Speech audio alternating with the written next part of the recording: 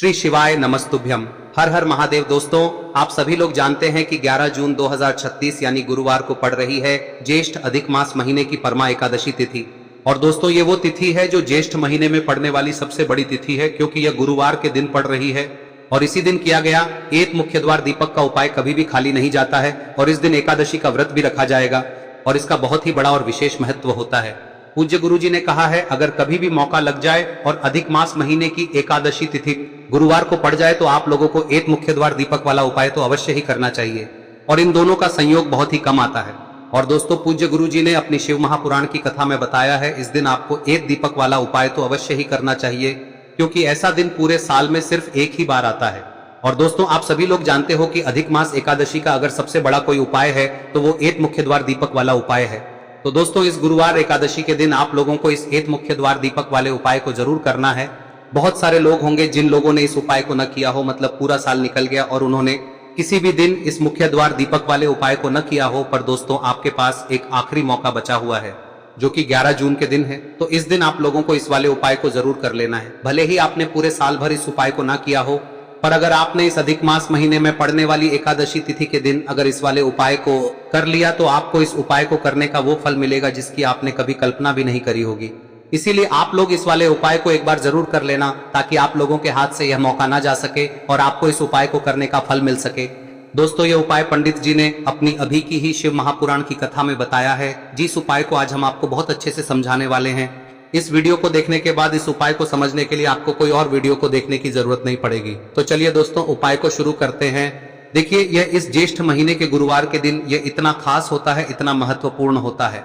देखा गया है कभी कभी बड़े बड़े पूजा पाठ अनुष्ठान से जो मनोकामना पूर्ण नहीं होते, वो इस ज्येष्ठ महीने के परमा एकादशी के दिन एक छोटे से उपाय करने से ही आपकी मनोकामना पूर्ण हो जाती है। और बहुत सारे लोगों ने इस उपाय को किया भी है और उनको इस उपाय को करने का फल भी जरूर मिला है। अगर आप लोग भी इस उपाय को गुरुवार परमा एकादशी के दिन करना चाहते हैं तो आप इस उपाय को पहले अच्छे से समझ लेना, सुन लेना, उसके बाद करना। आपको इस उपाय का फल जरूर मिलेगा। और इस उपाय को कर लेने से आपके घर में चाहे किसी भी प्रकार की दुख और समस्या क्यों ना चल रही हो, आपको उसका कारण भी नहीं पता है कि भाई यह समस्या किस कारण से चल रही है, उसका कुछ भी कारण हो सकता है, जैसे पितृदोष हो सकता है या किसी भी तरह का मंगल दोष भी हो सकता है। तो इस दिन आप लोगों को यह वाला उपाय कर लेना है। यह एक ऐसा उपाय है जिस उपाय को अगर किसी विशेष दिन पर किया जाए तो भाई उस विशेष दिन का जो है वह तो हमें मिलता ही मिलता है, पर हमने उस दिन पर इस उपाय को किया है तो हमें उससे भी बड़ा फल मिलता है, और फल बहुत जल्दी मिलता है, क्योंकि आप इस उपाय को बहुत ही बड़े और विशेष दिन पर कर रहे हो। तो चलिए अब उपाय के बारे में बात करते हैं, लेकिन उससे पहले आप लोगों को यह जानना आवश्यक है कि आखिर यह उपाय किस समय करना है, किसको करना है और कैसे करना है। तो चलिए हम आगे आपको वीडियो में एक एक करके बता देते हैं, लेकिन उससे पहले अगर आप लोग हमारे चैनल पर नए हैं तो हमारे चैनल को सब्सक्राइब कर लेना, और इस वीडियो को लाइक करके कमेंट बॉक्स में श्री शिवाय नमस्तुभ्यम ओम नमः शिवाय जरूर टाइप कर देना। और अपने फायदे के लिए, गरीबी दूर करने के लिए इस वीडियो को पूरा देखकर जाना, तभी आपको लाभ की प्राप्ति होगी। यदि आज आपने वीडियो को बीच बीच में से देखा काट काट कर, तो दोस्तों इस एक दीपक वाले उपाय को हमें इस एकादशी के दिन कैसे करना है, किसको करना है, किस समय करना है और कहां पर करना है, ये सारे सवालों के जवाब आपको इस वीडियो में मिल जाएंगे। और जो ये वीडियो देखेगा भाई, उसको एक मुख्य द्वार दीपक वाला उपाय जरूर करना चाहिए, क्योंकि इस दिन दीपक का भी बहुत ही बड़ा और विशेष महत्व होता है। और जब बात आ जाए एक मुख्य द्वार दीपक की, तो ये सोने पे सुहागा वाली बात हो जाती है, और ये एक बहुत ही बड़ा उपाय हो जाता है इस परमा एकादशी व्रत। अब हम समझते हैं इस वाले उपाय को हमें करना किस समय है, इस दीपक वाले उपाय को हमें इस एकादशी के दिन करना किस समय है। तो देखिए, इस उपाय को करने का जो समय है वह सुबह का समय है और शाम का समय भी है। अब देखिए, यहाँ पर हम मुख्य रूप से सुबह का समय नहीं बोलेंगे, क्योंकि 11 जून गुरुवार परमा एकादशी का दिन है और इस दिन प्रदोष काल के समय का बहुत महत्व होता है। बाकी अगर सुबह के समय भी करेंगे तो भी अच्छा होगा, उसमें कोई भी दिक्कत वाली बात नहीं है। तो चलिए जानते हैं इस विशेष उपाय के बारे में।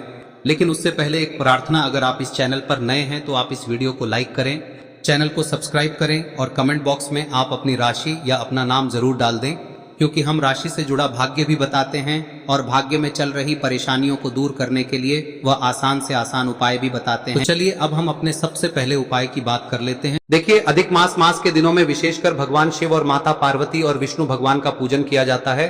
अब साथ ही साथ परमा एकादशी का दिन भी पड़ गया है, तो ऐसा समझ लीजिए आपके जीवन में धन भी आएगा, सुख भी आएगा, धन बढ़ेगा भी, और साथ ही साथ आपके जीवन के सारे संकटों को भगवान शिव जी दूर कर देंगे।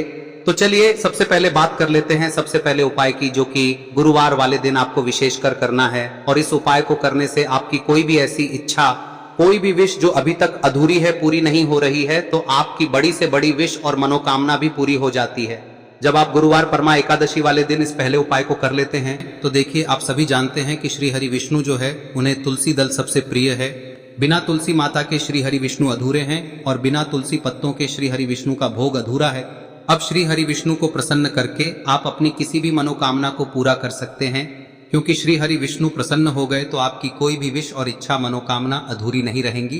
तो आपको तुलसी के 5 पत्ते लेने हैं। अब ये 5 तुलसी के पत्ते जो आपने लिए हैं, ये 5 तुलसी के पत्ते आपको श्री हरि विष्णु को अर्पित करने हैं।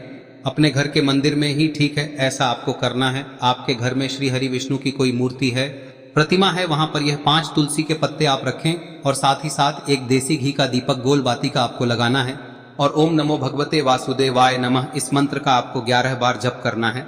देखो मंत्र कौन सा है, ओम नमो भगवते वासुदेवाय नमः, और फिर श्री हरि विष्णु से अपनी विश, अपनी इच्छा, अपनी मनोकामना कह देना। और फिर देखना आपकी विश और इच्छा, जो भी आपकी मनोकामना है, जो भी अपने जीवन में आपको चाहिए। अगर निर्धनता बहुत है, आप अपने घर से गरीबी को दूर करना चाहते हैं, या फिर धन आपका बढ़ता नहीं है, आप चाहते हैं कि आपका धन बढ़े, या फिर आपके घर में फिजूल खर्ची बहुत होती है, पैसा आपके पास नहीं रुकता है, आप चाहते हैं कि पैसा आपके पास रुके, या फिर घर में कोई व्यक्ति ऐसा है जो बहुत बीमार रहता है, या फिर किसी का विवाह नहीं हो पा रहा है, तो जो भी आपकी इच्छा है, जो भी आपके विश है, बस एक बार श्री हरि विष्णु से कह दिन है। साथ ही 7 साल का सबसे बड़ा दिन है। यह दिन इतना उत्तम है कि जो आप श्री हरि विष्णु से मांग लेंगे, जो उनसे कह देंगे, वह आपकी विश, आपकी मनोकामना को बहुत जल्दी पूरा कर देंगे। तो यह पहला उपाय है। चलिए बात करते हैं दूसरे उपाय की। देखो, यदि आपके जीवन में आर्थिक संकट बहुत अधिक हो रहे हैं, धन की समस्या लगातार जीवन में बनी हुई है, एक एक रुपयों को प्राप्त करने के लिए आपको बहुत अधिक मेहनत कर रहे हैं, तो आज रात्रि में सोने से पहले आपको हो यह चमत्कारी दीपक का उपाय अवश्य करना है। या फिर यदि आपका जो व्यापार है, बिजनेस है, दुकान है, वह अच्छे से नहीं चल पा रही है, तो आज रात्रि में इस विशेष दीपक का उपाय आपको अवश्य करना चाहिए। देखो दोस्तों, दीपक हमारे घर में सभी नकारात्मक शक्ति को बाहर करता है। यह उपाय आपको साल में केवल 1 बार करने का ही मौका मिलता है।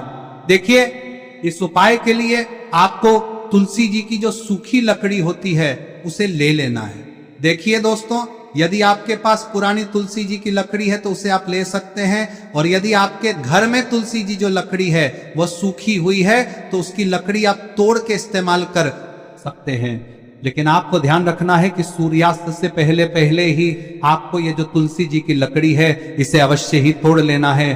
तो इस उपाय के लिए आपको सबसे पहले तो एक मिट्टी का दीपक लेना होगा, चाहे तो आटे का दीपक भी ले सके, क्योंकि आटे का दीपक सभी दीपक में सर्वोत्तम माना गया है। इस दीपक के अंदर आपको शुद्ध घी का प्रयोग करना होगा, और इससे दीपक के अंदर आपने जो तुलसी जी की लकड़ी ली है उसे भी रख देना है। लेकिन ये जो तुलसी जी की लकड़ी है, इसमें आपको चारों तरफ अच्छे से घी लगा लेना है। देखिए, गुरुजी ने बताया है कि जो तुलसी जी की लकड़ी है, यदि आप उपाय करते हैं और बहुत ही शीघ्रता से जल जाती है, तो इसके लिए आपको एक कार्य करना है। आपको थोड़ी सी रुई ले लेनी है, और उस रुई को आपने जो तुलसी जी की लकड़ी ली है उस पर अच्छे से चारों तरफ लपेट देनी है। तुलसी जी की लकड़ी के ऊपर रुई लपेटने के बाद इसे आपको पूरा घी के अंदर डुबो लेना है। अब इसे आपको बाती के रूप में प्रयोग करना है। अब दोस्तों, इस दीपक को आपको प्रज्वलित कहां करना है? तो इस दीपक को आपको या तो भगवान विष्णु के सामने प्रज्वलित करना होगा, या फिर आपको भगवान श्री राम के सामने प्रज्वलित करना होगा, या फिर भगवान कृष्ण के सामने, यानी कि भगवान विष्णु के जो भी अवतार हैं उनके सामने आप ये दीपक प्रज्वलित कर सकते हैं। या फिर आप इस दीपक को माता तुलसी जी के सामने भी प्रज्वलित कर सकते हैं। पूज्य गुरु जी ने बताया है कि जो भी व्यक्ति इस प्रकार से तुलसी जी की डंडी से या दीपदान कर देता है, उसके जीवन में कभी भी धन की समस्या नहीं होती है। इसीलिए आपको ये पूरे साल में केवल 1 बार ही मौका मिलता है। इस उपाय को करके देखना, आपकी सभी इच्छाएं जरूर पूर्ण होंगी। ये जो उपाय है रात्रि में सोने से पहले करना है। अब बताते हैं तुलसी के गमले में आपको वह कौन सी चीज डालनी है जिस उपाय को करने से आप अपने जीवन में महाधनी बन जाएंगे। इतना धन आपको मिलेगा कि कभी भी आपके धन में कमी नहीं आएगी, कभी भी आपका धन बर्बाद नहीं होगा। आपके पैसे की बर्बादी बिल्कुल आपके जीवन से रुक जाएगी। और जो लोग कहते हैं कि घर में पैसा तो आता है, पैसा रुकता नहीं है और पैसा बढ़ता नहीं है, वृद्धि नहीं हो रही है, उन्हें भी विशेष यह तीसरा दिन जरूर करना चाहिए। तो देखिए, पहले ही आपको बता दिया कि श्री हरि विष्णु की पूजा और उनका भोग श्री मतलब तुलसी मैया के बिना अधूरा है ना। और तुलसी मैया जो है वह श्री हरि विष्णु के बिना अधूरी है। तो देखिए, जब भी आप तुलसी का कोई उपाय करेंगे तो सीधे सीधे आप श्री हरि विष्णु को प्रसन्न कर लेते हैं।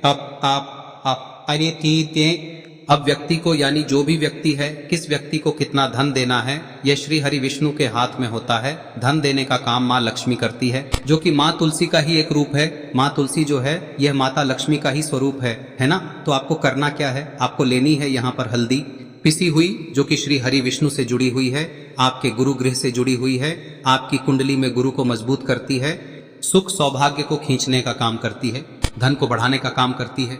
तो एक चुटकी पिसी हुई हल्दी आपको लेनी है और यह पिसी हुई सूखी हल्दी ही आपको अपने गमले में, तुलसी का पौधा जिस गमले में लगा है उसमें अच्छे से इस हल्दी को डालना है, ठीक है ना। और ओम नमो भगवते वासुदेवाय नमः इस मंत्र का जाप करना है। कितनी बार? कम से कम 11 बार जाप करना है। ओम नमो भगवते वासुदेवाय नमः इस मंत्र का जाप करते रहना है और हल्के हल्के से तुलसी के पौधे में आपको पूरे गमले में पीसी हुई हल्दी का छिड़काव करना है। तो देखिए, जो व्यक्ति लेता है, ऐसा समझ लीजिए अपने जीवन से नहीं आने वाली 7 पीढ़ियों के जीवन से निर्धनता और गरीबी को दूर कर देता है। क्योंकि हल्दी जो है ना, यह साधारण नहीं है। हल्दी इतनी उत्तम होती है कि रातों रात आपके जीवन में चमत्कार करती है। आपने देखा होगा कि कोई भी शादी होती है, विवाह होता है ना, कोई भी ऐसा शुभ काम हम करते हैं उसमें हल्दी जरूर लेते हैं। गृह प्रवेश जब हम करते हैं तो हल्दी के स्वास्तिक का निर्माण करते हैं। कोई भी अच्छा काम करने जा रहे हैं, हल्दी उसमें लेते हैं और हल्दी जो है ये आपके गुरु ग्रह को मजबूत कर देती है। अगर कुंडली में गुरु कहीं ना कहीं मजबूत है तो इससे उत्तम का मिलेगा नहीं। बहुत ही उत्तम उपाय है, तुलसी के गमले में एक चुटकी पीसी हुई हल्दी डालना है, तो यह बहुत ही उत्तम उपाय है। इस उपाय को आप जरूर करें। साल का सबसे बड़ा यह दिन है, तो इस उपाय को करने से श्री हरि विष्णु और महादेव आपसे न केवल प्रसन्न होते हैं, पाप होते हैं, आपसे इतना प्रसन्न हो जाते हैं कि जीवन में कभी आपके गरीबी और निर्धनता को नहीं आने देते हैं। तो चलिए अब बात कर लेते हैं अपने तीसरे उपाय की, जो कि मुख्य द्वार से जुड़ा हुआ है। और यह उपाय है स्थिर लक्ष्मी के वास के लिए। ऐसा पैसा आपके घर में आएगा जो आपके घर में ही रुकेगा। ऐसा पैसा कभी आपके घर में नहीं आएगा जो आपके घर से जाएगा और विशेषकर फिजूल खर्ची में जाएगा। अब आधे से ज्यादा लोगों की यही समस्या होती है कि घर में पैसा तो आता है लेकिन बहुत जल्दी घर से चला जाता है या फिर फिजूल खर्ची में चला जाता है। तो धन की बर्बादी जिन लोगों के घर में हो रही है उन्हें विशेषकर यह तीसरा उपाय करना है। या जिन लोगों के पास बिल्कुल पैसा आना बंद हो गया है, सर पर लगातार कर्जा बढ़ रहा है, उन्हें भी यह विशेष तीसरा उपाय करना है। तो देखिए, आपको फिर से क्या लेना है, हल्दी लेनी है पीसी हुई, जो कि श्री हरि विष्णु से ही जुड़ी हुई है ना। पीसी हुई हल्दी लेनी है और थोड़ा सा पानी डालकर उसका गाढ़ा गाढ़ा आपको पेस्ट बना लेना है। अब इसी हल्दी से आपको अपने घर में स्वास्तिक बनाने हैं। कितने स्वास्तिक? एक स्वास्तिक आपको बनाना है अपनी तिजोरी पर, जिसमें आप पैसा रखते हैं। चाहे तो आप संदूक में रखते हैं, अलमारी में रखते हैं, जिस चीज में भी पैसा रखते हैं, बस वहां पर हल्दी से एक स्वास्तिक बनाना है। दूसरा स्वस्तिक आपको कहाँ बनाना है? अपने घर के मंदिर में, है ना। और 2 स्वस्तिक आपको बनाने हैं अपने घर के मुख्य द्वार पर बाहर की तरफ। हल्दी से 4 स्वास्तिक आपको बनाने हैं। 2 स्वास्तिक मुख्य द्वार पर बाहर की तरफ, एक तिजोरी पर, है ना, और एक अपने घर के मंदिर में। बस यह उपाय आप लिया तो देखिए, जो धन की तिजोरी है उसमें पैसा भरा रहेगा। कभी भी धन की तिजोरी धन से खाली नहीं होगी, क्योंकि जहां पर हल्दी का स्वस्तिक एक होता है वहां कभी धन की कमी नहीं होती है। हमेशा वहां पर धन की देवी माता लक्ष्मी वास करती हैं, क्योंकि हल्दी किससे जुड़ी हुई है? श्री हरि विष्णु से। और माँ लक्ष्मी कहाँ होती है? जहाँ श्री हरि विष्णु वास करते हैं। अब बात करें कि आपके घर का मंदिर जो है उसमें अगर आप एक स्वास्तिक बनाते हैं तो आपके घर से ऊर्जा जो है, पूरे में ऊर्जा फैलती है ना।